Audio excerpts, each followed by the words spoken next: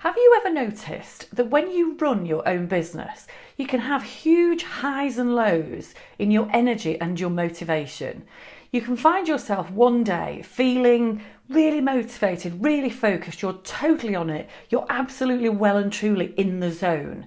And somehow, before you know it, all that energy's vanished and you really feel like you're in a bit of a dip, you're in a slump, you can't quite get yourself going, and the brain fog is really taking over. Now, actually, I think this happens a lot, and this is one of the reasons why I often refer to running a business as being like riding a roller coaster that never ends. Running a business is one of those things that really does have a huge amount of natural highs and lows to it. But there is one reason that very often sits behind this, and I think a lot of people actually don't recognise what that is. And if you're not aware of what it is, then you can't actually work out how to adapt to it or use it to your advantage. So today I want to share with you what I think is one of the biggest causes of highs and lows of energy and the real shift in terms of massive focus through to complete brain fog and totally losing the plot about what you should be working on. And the cause for me, it's all about performance. Now, this may sound a little bit strange, but within your business, there will be certain moments when you are at your peak performance level.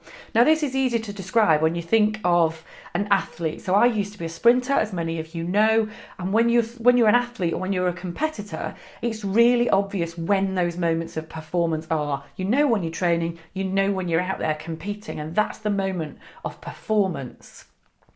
Now, in business, it's not always quite so obvious, but actually when you step back and take a look at it, I think you'll be able to pin these points down for you quite easily. So for me, the very obvious moments of performance are when I'm in front of clients. So yesterday, I ran a planning day for a senior team at one of my clients, and I facilitated that session over about 5 hours, and I came out of that session absolutely exhausted because for the whole time I'd been 100% focused. So I was directing discussion, I was making sure that we were having the right kind of conversations, stimulating discussion but controlling timings, making sure everybody's getting involved but making sure we don't disappear off at tangents, that the banter doesn't get too much. So loads of different elements of that sit on my shoulders to make that a really productive day. So that's very much a performing element to my business. But also when I'm talking to clients, if I'm having a coaching call or if I'm having a face-to-face meeting with clients, those are absolutely my moments of performance. So for you, I would recommend that you have a think about where are your moments of performance. It can be really obvious if you are client facing, those are almost always your performance moments. But it's likely to be the moments where you need to be really focused, really motivated, where you need to deliver your best work. So if it's something that you do solo, really think about where are those times in your business when you're really super focused. And the reason behind this, because you might be thinking, what's the point of this? How does this make any sense? Is when you're performing, then your energy is really high. You're fueled by adrenaline, and you're literally really pumped with energy. But what then happens is, after that performance moment, there's a really natural energy dip.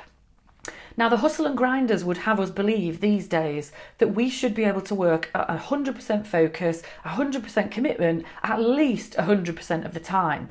But the fact is, as human beings, we are just simply not designed that way. We cannot perform 100% all the time. We cannot possibly focus 100% of the time. So what we actually need to do is recognise where are the key areas of performance in our business.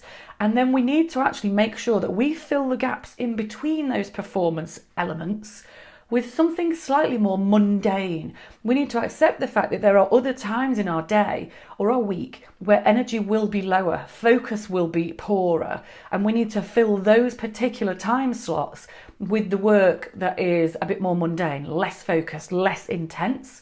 So So what you actually can do is you can map this out through the course of your week. You can even do it through the course of your day so that you have peak performance moments, and then in between you look for mundane things. It might even be, for instance, that social media is a key part of your business. You might love watching videos like this or watching TED Talks or things like that. Those are great things to put in between. It could be focusing on your accounts, all the nitty-gritty parts of your business that don't necessarily need massive focus and massive adrenaline. So you can look for how to plan your day and plan your week so that you can plan out those energy peaks and troughs and actually play to your strengths in that way, rather than fighting against it, rather than focusing on all your performance work at once so that you get to the point where you are just totally and utterly exhausted.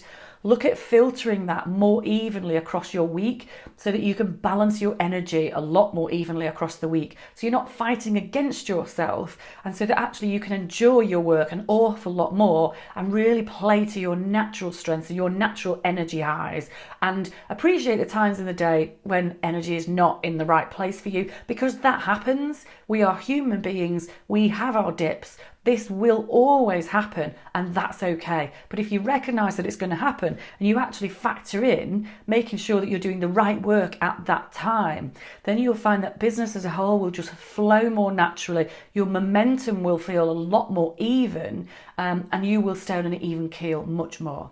So I hope that makes sense to you. I hope you can see actually how you can perhaps adapt your working day and your working week to fit in much more naturally with your own peaks and troughs, and to make sure that you are not expecting yourself to be performing at 8 million% for 62 days a week. So let me know how you get on with this. If you make any changes, I'd really love to hear about that. Feel free to like and to comment on this, and of course to hit the subscribe button or share it with somebody else if you think somebody else would benefit. Cheers.